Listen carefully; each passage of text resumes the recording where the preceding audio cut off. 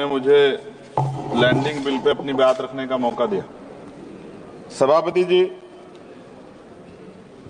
1856 में जो कानून बनाया गया और मैंने ये बिल पढ़ा,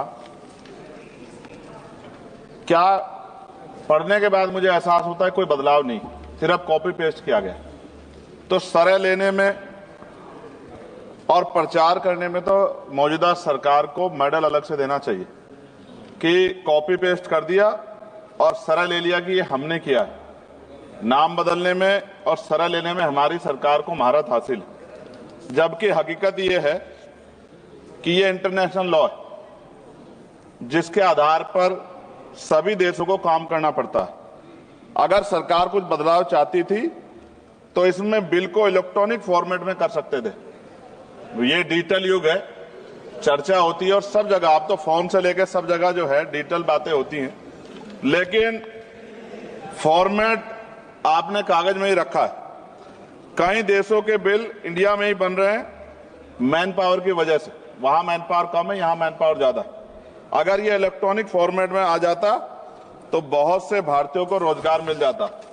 लेकिन मुझे ये भी बताना पड़ेगा कि हमारी सरकार का रोजगार देने में उनको बड़ी परेशानी है और वो रोजगार देने के खिलाफ, इसलिए उन्होंने शायद इलेक्ट्रॉनिक फॉर्मेट में नहीं रखा।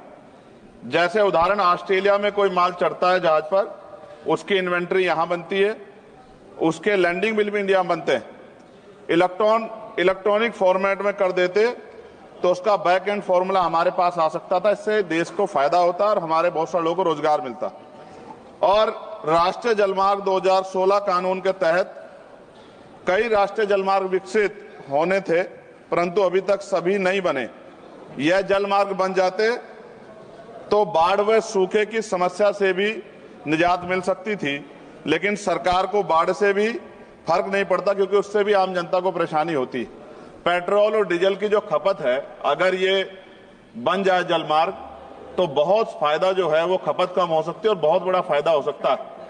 लेकिन सरकार का इसमें कोई इंटरेस्ट नहीं है, इसलिए मैं अपनी भावनाओं के साथ इस बिल को अपोज करता हूं और मैं कहता हूं कि सरकार अगर चाहे तो हमारे सुझाव को मान के कुछ अच्छा कर सकती है, वरना फिर मैं कहूंगा दोहराते हुए कि शरह लेने में और नाम बदलने में सरकार को महारत हासिल है। इसके लिए पुनः मेरा अनुरोध है कि इनको मेडल दिया जाए। धन्यवाद।